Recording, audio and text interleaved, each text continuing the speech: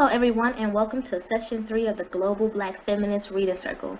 My name is Randy Henderson, and I am one of the Black Feminist Reading Circle members of this online group. This session runs from January 20th until June 2nd and includes 2 week-long breaks. Our democratically selected reading material is Harriet A. Washington's book, Medical Apartheid, The Dark History of Medical Experimentation on Black Americans from Colonial Times to the Present. Our book group meets each Tuesday evening from 6:30 to 8 on the Google Plus Hangouts on Air platform. You may find the Global Black Feminist Reader Circle on Google Plus, YouTube, and Facebook, and always feel free to join us in reading our story together.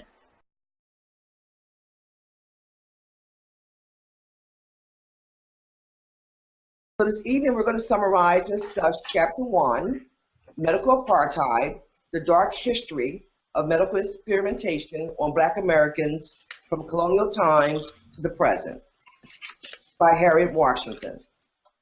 We'll start off by introducing ourselves. Okay, who wants to introduce himself? I'm Kim. I'm from Brooklyn, New York. My name is Gorgette Moses, and I'm participating from Columbia, South Carolina, and I'm glad we're on Chapter 1. And I'm looking forward to it, our discussion tonight. Welcome to the Global Black Feminist Reading Circle. My name is Michelle Odom. I'm one of the co-hosts of the group, and I am located in New York City. I think if Venita is not able to come back in, then I will go ahead and moderate tonight's discussion. This is session 3, meaning it's our 3rd book that we're reading, and this session is running from January 20th through June 9th, 2015. Chapter 1, Southern Discomfort, Medical Exploitation on the Plantation. In Chapter 1, Southern Discomfort, Medical Exploitation on the Plantation, author Harriet A. Washington offers an overview of early medicine in the American South.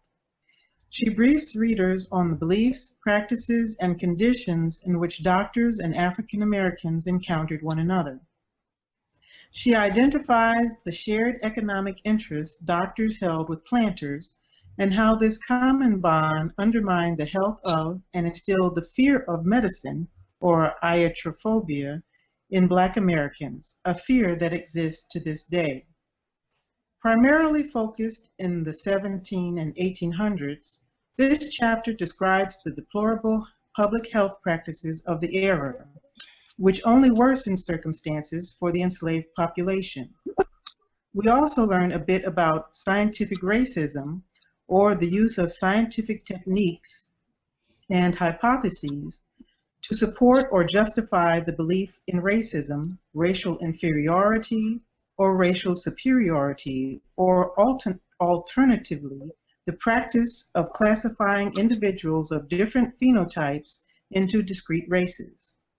One doctor, for example, Josiah Knott, MD, theorized that the distinctive knee joint and long heel of the Black man proved he had been created as a submissive knee bender, a servant to whites. Another leading voice was that of Samuel A. Cartwright, MD, who identified conditions afflicting Blacks such as drapetomania, or an insane urge to escape from slavery. With pseudo-scientific and biblical justifications in place, planters and medical practitioners freed themselves to administer a series of inhumane treatments to cure a variety of real and imagined diseases and conditions. Fortunately, some enslaved people held on to African beliefs and practices which provided some relief for those who were ill, and often taught these skills to Western practitioners.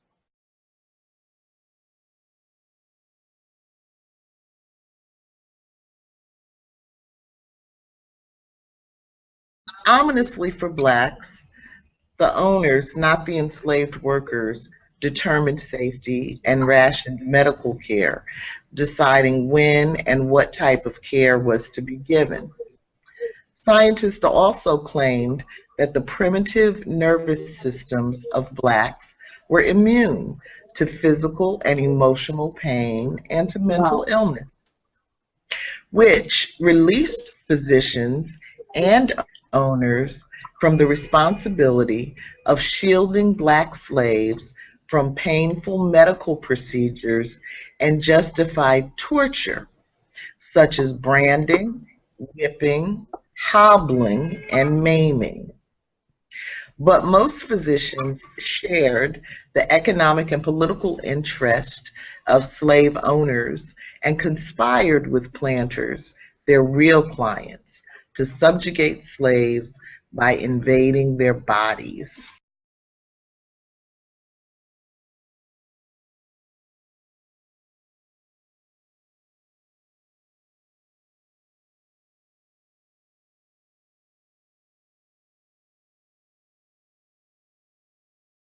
Imagining medical care inside America's burgeoning prison system and considering today's police state, do you think black prisoners or suspects are treated any better than were the enslaved population? Why or why not?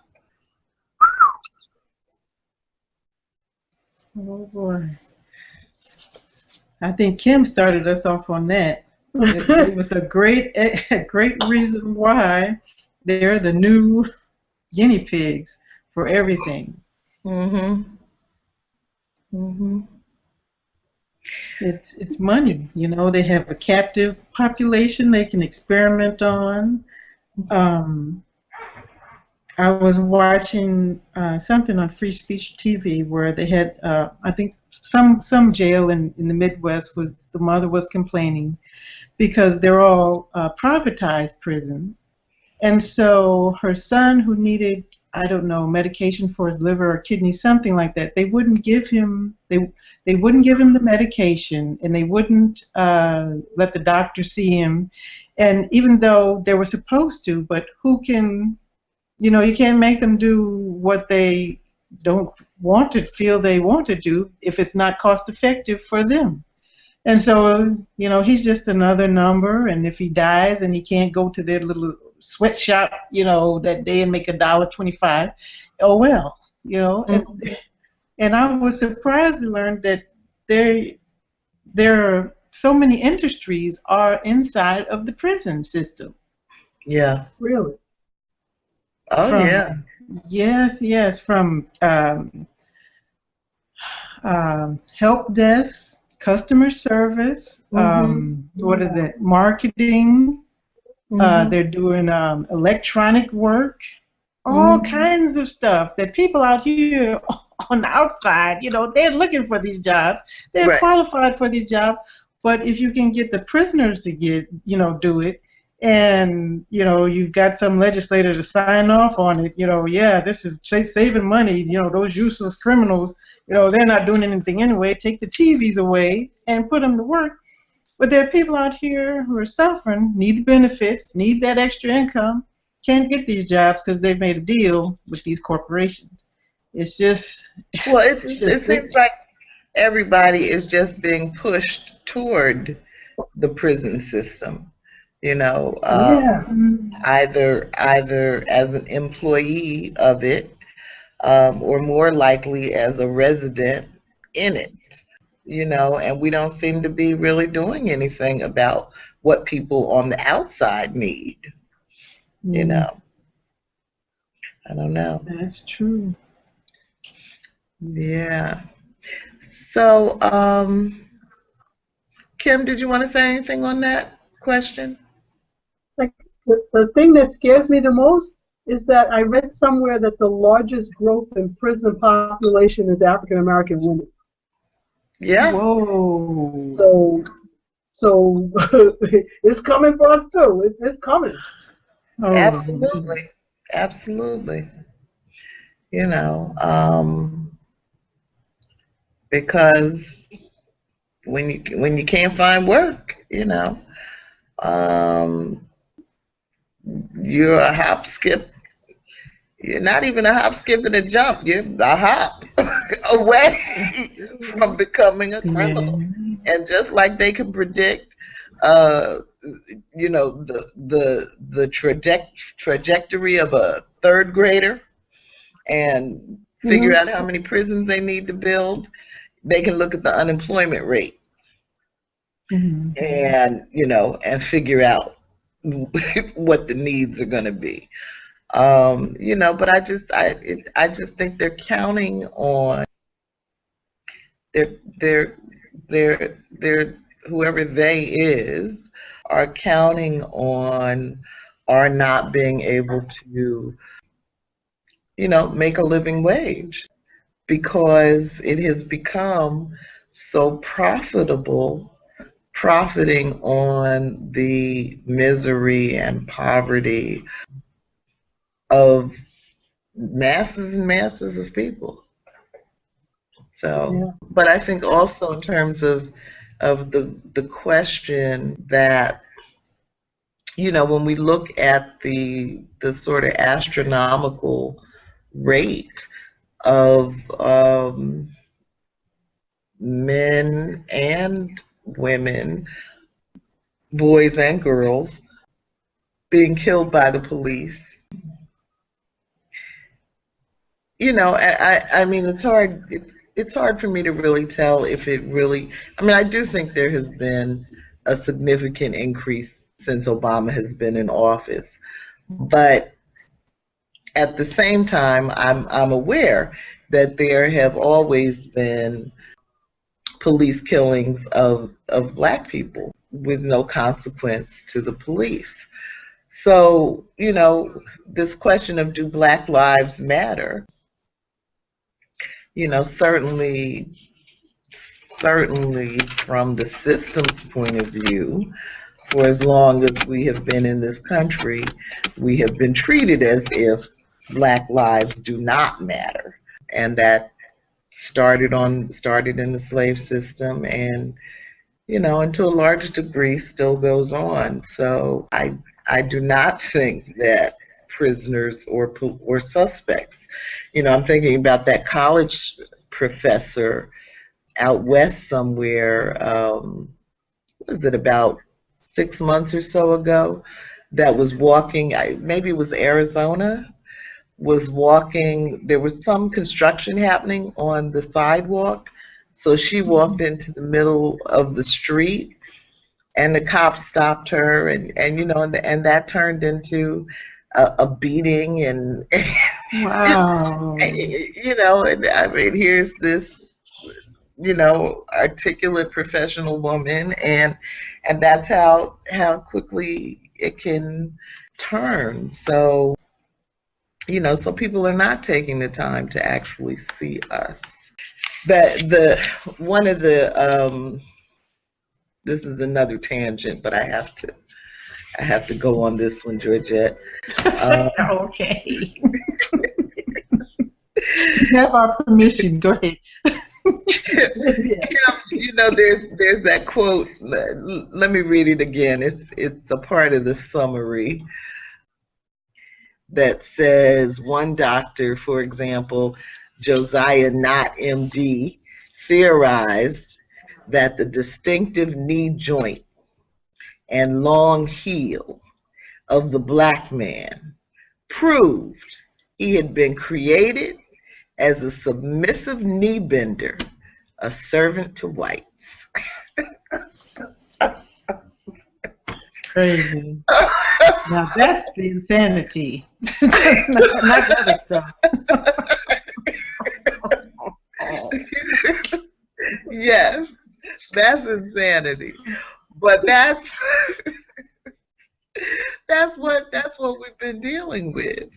And you know, I mean, we see it very clearly, I think, in black-white relationships, but if you even think of any kind of relationship, a romantic relationship, a professional relationship, even a friendship, where people just project an image onto you, and you know, and then really seem to expect you to live up to it. Yes. And this is why the idea of authenticity is so important to me, because I have always been trying to both develop and stay connected to my own image of myself, because I can, you know, I have seen throughout my life that what other people want for me or see in me is very often not what I want or see for myself. And, you know, it's very easy. I mean, how self-serving is it to look at somebody and say, you were born to be a perpetual knee bender? Ooh, it relieves them of all responsibility, moral, ethical, religious. God said, and look, your knee is just that way. That long heel. What is it? Oh my God. You know what's even funnier to me? What? That they had to go out and find that one black man with that long bone. They were walking around saying, I found him! I found him! I found a long bone! Let's write that paper now. Let's write that paper now. Yes. Oh my goodness. It's insane. But this is what happens, you know, all the time. You know, boyfriends, when they come with their image of what a girlfriend should be. Yes. And I just wonder, where do you people get these things? So, I don't mean to harp on this. I please forgive me for harping on this. But when he said, I think in the introduction of the book, and they were talking about he wanted to get a girl slave, and he found a mulatto. Once this person has your blood, I just think that that's the most insane thing I've ever heard of, is that you're saying that one drop of black blood, even if it's your white blood 90%, and one drop of black blood turns that person that comes from your DNA into a knee bender. Yes. It just boggles my mind. It really does. Yeah. You are now officially a knee bender. I'm mixing my sperm with knee bending people. But my sperm doesn't count. My blood doesn't count. Because that's where that first knee bending bone came from his sperm. Well. Okay. Oh. Okay. All right, Kim, you got that off your chest. Okay, It's all right. It's all I'll be right. decent.